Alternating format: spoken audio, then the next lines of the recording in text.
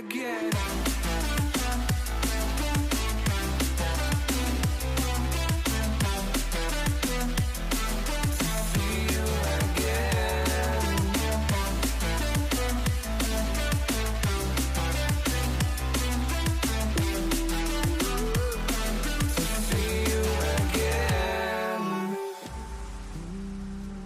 Alright guys, welcome back to 4-4 Crew, and today's video we're going to be finishing up the Civic. Hopefully it'll be the last video I do on the Civic before it gets sold. Fingers crossed everything goes well. But before I get into all that, make sure you're subscribed to the channel. If you're not subscribed to the channel, make sure you hit that little subscribe button. Helps me out a lot. One thing, if you are interested in what kind of camera equipment I use to film or make these videos, it will be down in the description below, so go check that out if you can. But yeah, let's see if we can finish this today. Hopefully get it running today. Fingers crossed. Alright guys, I already encountered my first problem. As you can see here, this main harness only has this one plug. And you see this one's empty. And I know I unplugged this one. We come back to the other harness that I took off from the old motor. You see this one has two plugs. So I did some research, and apparently this is connector C136, which is like a main connector for the transmission. So I was like, great, I probably have a manual transmission harness. Yeah, but then I was like, wait, that doesn't make sense either, because it's not like I took the transmission off the motor, like off the block.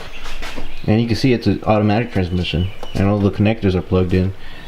So I mean, I'm like, this came out of a running car,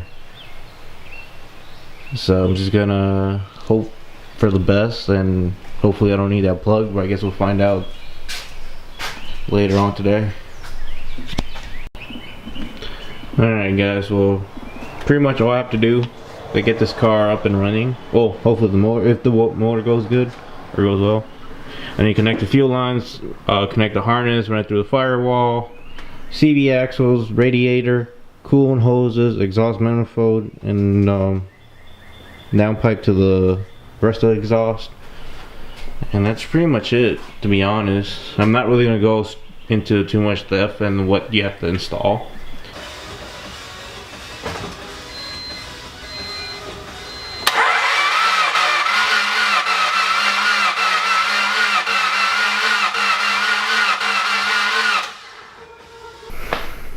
Alright guys, well, I don't know if you can tell by my face, but we got some really bad news. As you can see, everything's done. Everything's plugged in. And the moment I try to start it up, nothing happened. Well, I mean, it cranks over, but it doesn't start up. So I went through the basics, checked for spark, got good spark, checked for fuel, got good fuel. And pretty much I know the time's set right because I did it and I double checked it. I know it has air. And lastly, the last thing I checked was compression. And guess what I found?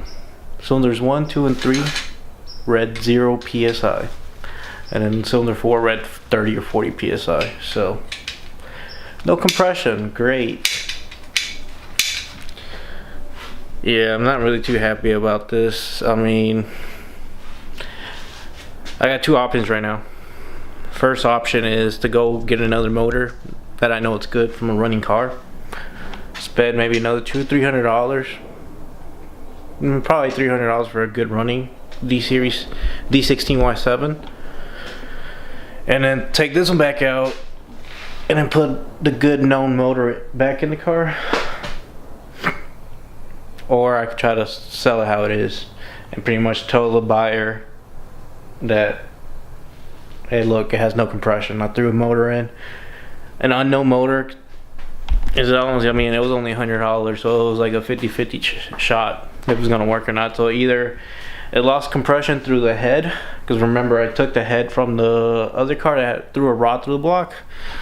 So I'm thinking it's either the valves are slightly bent, 2, the head or block is warped, 3, maybe the piston rings.